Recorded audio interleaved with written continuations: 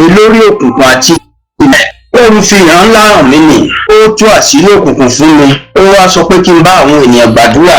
Lẹ́yìn tí mo bá sọ̀rọ̀ nípa òkùnkùn àti ìmọ́lẹ̀ tán, kí wọ́n gbàdúrà fún àwọn èèyàn kí wọ́n lè bọ́ nínú ìgbèkùn òkùnkùn wọn.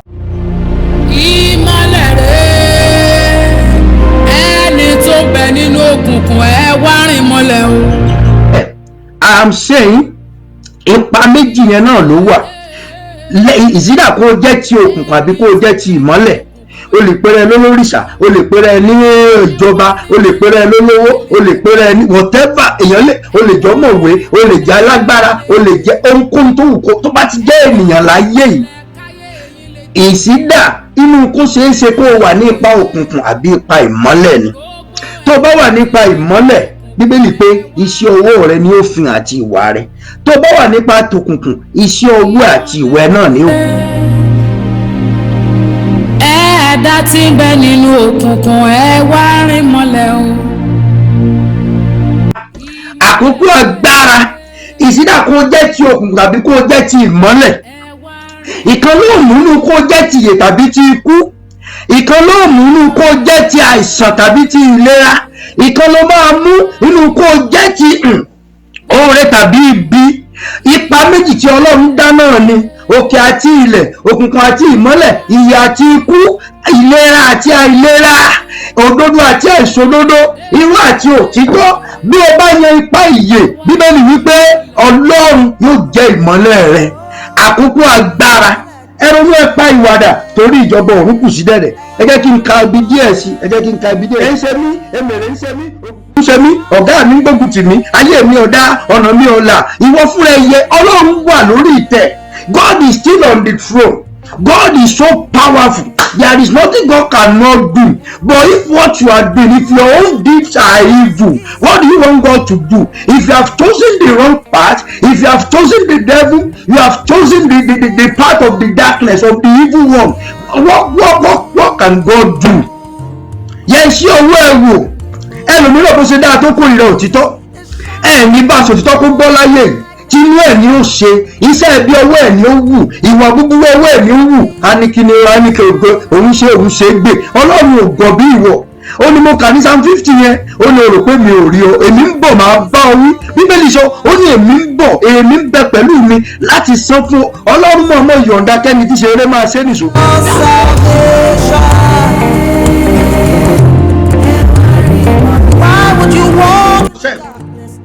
Ẹni tí ó bá ti ní ìfẹ́ ń gbénú òkùnkùn ń gbénú ikú. Them according to their deed. Èmi ò tí ì rí alágbára ayé kan tí ò ní gba inú ìdájọ́ Ọlọ́run kọjá. Ọjọ́ba ni, ọjọ́ ìjòyè ni, ọjọ́ babaláwo, ọjọ́ pásítọ̀, ọjọ́ àfà, ọjọ́ oṣó, ọjọ́ àjẹ́. Nítorí ọjẹ́ ẹ̀mí inú ẹni ọ̀gbàdájọ́, ẹ̀mí èṣù òfurufú, gbogbo nǹkan tí ń bẹ ní ayé àti ọ̀run tí Ọlọ́run dá, gbogbo ẹ̀ ló máa kúnlẹ̀ níwájú Ọlọ́run fún ìdájọ́ ńlá. Fún ìdájọ́ ojú ń kán wa ní pé Olúwa bá lù pa, kí ló ní olùpa sí òfin ilẹ̀ fún tiẹ̀ kó mọ̀ kó tiẹ̀ bá ọ. Iṣẹ́ ọwọ́ ẹ̀ ó padà pa á, ìwà búburú rẹ̀ ó padà pa á. Ibi tí. Why would you walk in the darkness? He is here for you.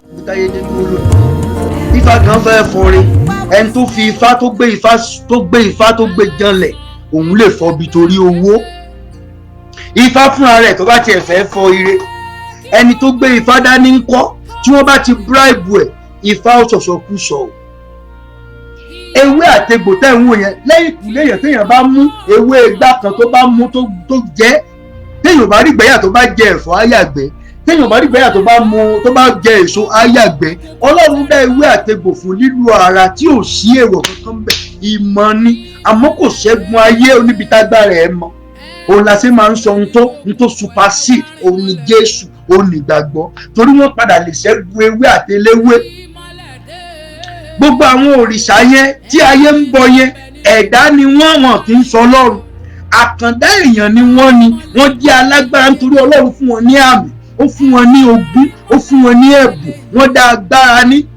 Èèyàn bí Ṣàngó ńgbà tí bá ń yọná lẹ́nu, èèyàn bí Ògúnlákáyé tí bá ń yọná lẹ́nu, wọ́n ní Ọlọ́run fún, ó dá wọn ní àkàtà.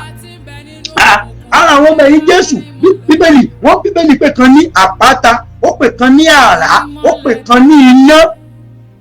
ẹ̀dá ni àkàndá ni. Pọ́ọ̀lù nínú bíbélì nígbà tó dé ìlú kan tí wọ́n gbógun tì í tẹ́jọ́ sàn tí ò kú, wọ́n ní òrìṣà ni. Why would you walk in the darkness? He is here for you. Why would you stay in the darkness? He is here for you. Ìwọ gan burú jàjẹ́ lọ ń gbà mí. Ìwọ igan burú ju oṣó lọ, gbèsù lọ, ju babaláwo lọ. Pásítọ̀ mi burú ju babaláwo lọ. Pásítọ̀ tí ó gégùn fún yàn torí ìdá mẹ́wàá. Pásítọ̀ tó jẹ́ wípé bẹ́ẹ̀ bá ṣẹ̀ báyìí kò ní lè sọ fún kó pè yín kó sọ òótọ́ fún pé arákùnrin níta ẹsẹ̀ ó dùn mí, ọmọ Ọlọ́run ni wa gbọ́dọ̀ wà ní àlàáfíà. Sáàmù ní ọlọ́mọ kẹ̀gún ní ọlọ́mọ gé, eléṣù ní babaláwo sàn jùlọ. Àwọn pásítọ̀ nǹkan ni wọ́n ń dalẹ̀ ayé rú because ọ̀pọ̀lọpọ̀ wọn torí wọ́n mọ ọ̀rọ̀ Ọlọ́run, nítorí wọ́n máa gbára Ọlọ́run, wọ́n fi ń lé ìfẹ́ tara wọn ni, wọ́n fi ń dojú ìjà kọ òdodo ni, wọ́n fi ń dojú ìjà kọ àwọn ọmọ ni. Ìgbà kan wà mo Ọlọ́run kọ́ mi lẹ́kọ̀ọ́ kan, mo kéré ńgbà yẹn, màmá mi tó ń jẹ ni, tí n bá àwọn ọ̀rẹ́ mi ti mọ táìmù tí mo mọ̀ ń jẹun, wọ́n á dé wọ́n á bá mi ibi tẹ́ ẹ̀ lé sásì mi ò ní rí ibi sásì wọn ó ti dé tí mo ti gbóúnjẹ lẹ̀ báyìí, inú àrùn ní ojú ata mi ara ta mi, wọ́n á bá mi jẹ àjọ jẹ. Ìgbè mi bá lọ lé wọn, wọ́n mọ̀ bí wọ́n gbé sábẹ́ bẹ́ẹ̀dì ni. Irú wàhálà wo lélẹ̀, irú gíní ẹ̀dẹ̀ ṣe mi títí tí mo fi dàgbà, ìgbà tí mo wá ní Jésù tí mo ti mọ Ọlọ́run tí mo ti dàgbà. Ọlọ́run akọ mi ní má jẹ́ kẹ́nikẹ́ni fi ìwà búburú rẹ̀ bà ìwà rere tí ẹ jẹ́. Tí wọ́n tẹ́nìkan bá ń wà tí ò dá sí ọ, ìwọ máa fi rere san. Ó nítorí téèyàn bá ṣe ni màá san fún padà. So Ọlọ́run fẹ́ mọ̀ pé wọ́n ṣe sí mi lèmi náà ṣe. Ọlọ́run ò rán kó o ṣe. Bíbélì ló sọ bẹ́ẹ̀. Ó ní Ọlọ́run fún ẹ yóò san ẹ̀san ìwà kálukú fún un. Ó tún sọ ní a má ṣe ìdájọ́ ohunkóhun ṣáájú àkókò náà tí Olúwa yóò dé. Ẹni tí ó fi ìmọ̀ ọkàn tí ó mú òkùnkùn tó fara ti wá sí ìmọ́lẹ̀, ó ní yóò sì fún olúkúlùkù ní ìyìn tirẹ̀. So Ọlọ́run ò rán kó o fi ibi san ibi. Ìnájọ́ àfà Bíbélì pé ẹ kì í sọ ọmọ Ọlọ́run ni. Tẹ́ ẹ bá jọ ọmọ Ọlọ́run, ó fi ire san ibi ni. O ò ní fi ibi san ibi. Ó ní kẹ́lẹ́ dàbí bàbá yín tí ń bẹ lọ́run tó ń ran oòrùn fún èèyàn búburú àtèèyàn rere. Ó ló sì ran òṣùpá fún èèyàn búburú àtèèyàn rere. So ibi tí ó ní ìjìnwó lè tì tẹ́ ẹ fi lè tan ìmọ́lẹ̀ yín ni pé kẹ́ ẹ máa ṣe rere. Now ibi tó bá ti ń fi ibi san bí yẹn, Ọlọ́run sọ fún mi ó ní èṣù, ológun èṣù ni. Á fèèyàn burúkú yí ọká, wọn á máa ṣe tí ò dáa. Ìwọ náà ń bò bá kó wa rò pé níjọ wọn ti ṣe Ọlọ́run bínú, ìwọ kan yàn mí jẹ ni, nítorí bá ṣe sí mi màá ṣe sí wọn. Bó o bá ti ṣe báyìí, ìwọ náà ló ti ṣe yẹn, then ìwọ tó ń ṣe yẹn náà wàá jìyà ẹ̀ṣẹ̀. Ọlọ́run ní wò pé torí wọ́n ṣe fún ọ, ṣùgbọ́n ìwọ gbà láti máa ṣe.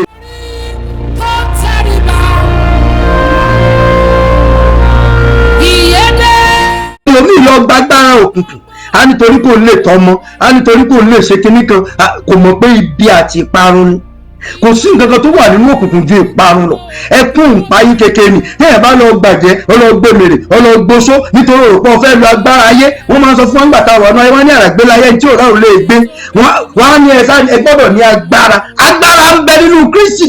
Ó ń pè ní agbára ẹ̀mí mímọ́, agbára Ọlọ́run, agbára ọ̀hún ló dá èṣù, ló dá òkùnkùn, ló dá ire, ló dá ibi, òun ló dá ohun gbogbo. If you are able to have such a power, Ọlọ́run nínú rẹ nìyẹn. Ogun oṣó gbàjẹ́ ojú ẹ̀mẹ̀rẹ̀ ojú olóòṣà ojú olóògùn ojú olówó ojú gómìnà ojú ìjọba lọ. Kò sí ọwọ́ orílẹ̀-èdè kan ní ayé, kò sí alágbára kan ní ayé tá a níta nìbọn àbí kí ló ṣe. Ó fẹ́ parun ni. Àkókò agbára iwájú àjẹ́ àti oṣó àtẹ̀mẹ̀rẹ̀ àtolóòṣà ẹni bá pèrè ẹ̀ lóló àbó níwájú ẹni tó ní ẹ̀mí mímọ́, níwájú ẹni tó mọ Ọlọ́run tó ní Ọlọ́run wọ́n forí balẹ̀. Tí wọ́n bá forí balẹ̀ Bíbélì pé wọ́n ó lọ̀lú nínú. Ẹni kọlù yóò lọ̀lú, ẹni ń kọlù Bíbélì pé yóò lọ̀lú nú. Àkókò agbára, àkókò rẹ̀ kó fi ẹ̀mí àjẹ́, ẹ̀mí ẹ̀mẹ̀rẹ̀, ẹ̀mí oṣó sílẹ̀. Àkókò rẹ̀ kó kúrò nínú ìmọ̀ rẹ̀. Gbogbo mo máa ń sọ fáwọn èèyàn tó bá ń gbẹ́kẹ̀lé ẹ̀sìn, gbogbo ẹ̀sìn tó bá ti ń kọ́ pé kó o ṣàṣì ọmọlàkejì, ẹ̀sìn tó ní o máa gbàdúrà òdì sí ọmọlàkejì, ẹ̀sìn tó ní pé kó o máa ṣẹṣẹ́ ètò burúkú sí ọmọlàkejì, ẹ̀sìn burúkú tó Ọlọ́run sí yẹn tó Ọlọ́run lágbára ń bẹ̀, olóò jẹ́ nǹkan kan bí olówó ń bẹ̀ tó ń kọ́ ọ láti ṣe ibi tí ò kọ́ ọ pé kó o bẹ̀rù Ọlọ́run, kó o fìdájọ́ fún Ọlọ́run, kó o nífẹ̀ẹ́ gbogbo èèyàn. Ẹ̀sìn ibi ni ó lè ti pẹ́ rí Ọlọ́run. Ìmọ́lẹ̀ dé, ẹ wá rí mọ́. Èèyàn wà nínú òtítọ́, àṣírí agbára ni kéèyàn ní ìbẹ̀rù Ọlọ́run, àṣírí agbára ni kéèyàn máa ṣe rere ní tiẹ̀ fi rere ṣe ṣẹ́gun búburú. Wọn ò ní wá sí ìmọ́lẹ̀ torí iṣẹ́ wọn burú. Tí iṣẹ́ ọwọ́ ẹ bá ti burú, òkùnkùn ni ọ́. Àjẹ́ni wọ́n máa ń wí, àjẹ́ni ìyá alágbájá, aṣọ ni bàbá àtájù. Ìwọ fúnra rẹ tó ń ṣiṣẹ́ ibi yẹn, ìwà búburú, ó kórìíra ọmọnìkejì, ó kórìíra òdodo. Bíbélì pé ìwọ fúnra rẹ gan èèyàn búburú ni ọ́. Mo ka bìkan ìrúbà mi ó ní pípa lápá ènìyàn búburú. Ó ní Ọlọ́run ló kéèrà tí wọ́n kúrò nílẹ̀. Ìyẹn ni pé bí wọ́n bá ní abọ́ tí wọ́n kọlà sí tán sàmì sí, gbogbo ẹ̀gá àparẹ́, ká tó mọ̀ sọ pé ọmọ, ká tó mọ̀ sọ pé iṣẹ́ wọn, èèyàn búburú bẹ́ẹ̀ pé Ọlọ́run yóò rún wọn kúrò ní orí ilẹ̀ ni.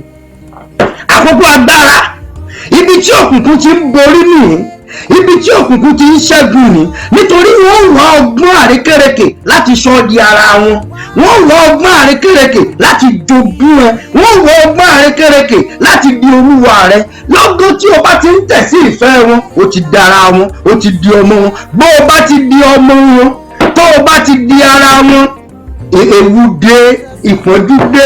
Lọ́jọ́ tí Ádámù àti Éfà ti tẹ̀ sí Jésù, wẹ́ndé kúkú agbára. Òkùnkùn kì í ṣe ìpinnu Ọlọ́run pé kí ìwọ ọmọ wà nínú ìdè òkùnkùn, kì í ṣe ìpinnu Ọlọ́run pé kí ìwọ ọmọ wà nínú ìpọ́njú, kì í ṣe ìpinnu Ọlọ́run pé kó wà nínú àrùn àbí àìsàn. Ọlọ́run ò fẹ́ kó wà nínú ìrújú.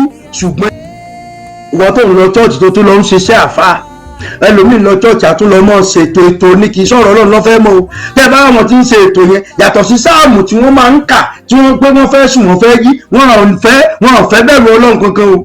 Nítorí wọ́n ti mọ ètò tí wọ́n ṣe tán bá ń wà nǹkan, ẹ bá mi ṣe báyìí, wọ́n wá bá wọn ṣe.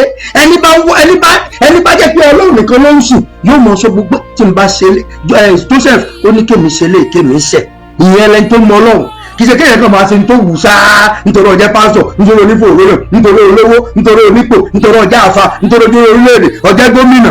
Wò ó, kì í ẹ̀dá tó bá ti ní tó wù nù wọ́n mọ̀ ṣe, nítorí èṣù náà ni ó fi máa dà láàmú.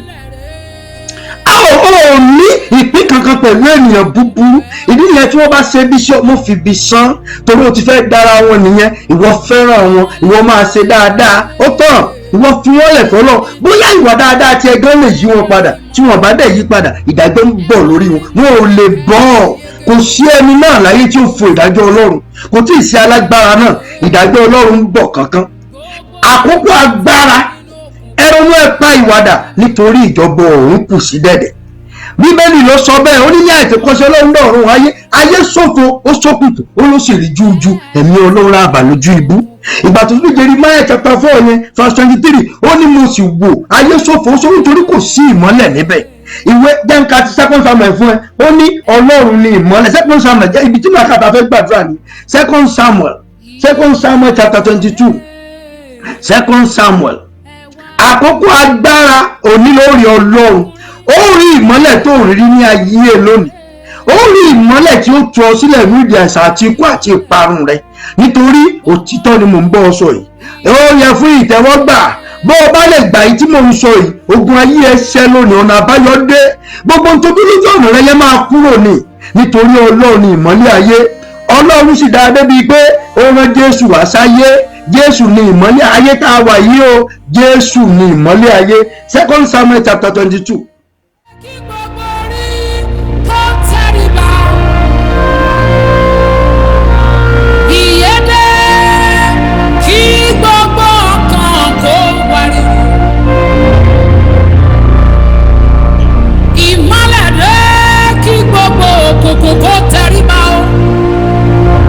Ọlọ́run mo gbé ìgbà torí ẹ̀yin ni Ọlọ́run, mo dúpẹ́ torí alágbára ni yín. Èyí ni ẹ̀rí fún àwa pé ẹ̀yin wà nítorí ẹ̀ràn ọ̀rọ̀ yín wá. Èyí jẹ́ ẹ̀rí fún wa pé ẹ̀yin wà nítorí agbára yín wà síbẹ̀. Òdodo yín sì ń jọba. Ètò yín Jésù Kristi ó sì la ayé já. Ọ̀gá ògo bàbá mi ní orúkọ Jésù Kristi mo gbàdúrà fún àwọn èèyàn wọ̀nyí àti gbogbo ẹ̀dá tí ó máa gbọ́ prógáàmù yìí lórúkọ Jésù Kristi, lórí Facebook ní YouTube ní lórí Zoom ní lórúkọ Jésù. Ọlọ́run tan ìmọ́lẹ̀ sí ayé wọn. Gbogbo bí tí òkùnkùn ti ráyè nínú ìṣẹ̀dá wọn, nínú ìwà wọn, nínú ìṣe wọn, nínú ìrìn àjò wọn, nínú èrò ọkàn wọn, gbogbo bí tí ìjọba òkùnkùn ti gbilẹ̀ lórúkọ Jésù, ìmọ́lẹ̀ kò sí nídìí. Ní orúkọ Jésù, Ọlọ́run ṣèdájọ́ òkùnkùn náà. Gbogbo òkùnkùn tó lòdì sí àṣeyọrí, òun máa dá ọ nídè nínú àìsàn rẹ̀, ó dá ọ nídè nínú òkùnkùn rẹ̀. nínú ìpọ́njú rẹ. Gbọ́, mo gbọ́ Ọlọ́run pé ègún ayébáyé ó dópin lórí ẹ lónìí torí Ọlọ́run bà á jẹ́. Jésù ìlérí ìfẹ́ yóò ṣẹ. Yóò dùn mọ́ mi púpọ̀ tí ẹ bá lè ròyìn fún àwọn èèyàn. Ẹ fún wọn ní líǹkì wa, àwọn ọ̀rẹ́ yín, ẹ sọ fún wọn káwọn náà lè ní àǹfààní àti kán lè jẹ́ alábàápín nínú iṣẹ́ ìyanu yìí. Ọlọ́run yóò ràn ọ́ lọ́wọ́, àdúrà yín yóò gbà. And after this message, I will advise you people to share. Please share on your page. Please share and tell people about this. And God bless you. It is well with you, and by God's grace we shall meet next week. In Jesus' name, it shall be well with you. In Jesus' name we have prayed. Thank you for watching. May God bless you. Thank you. Bye.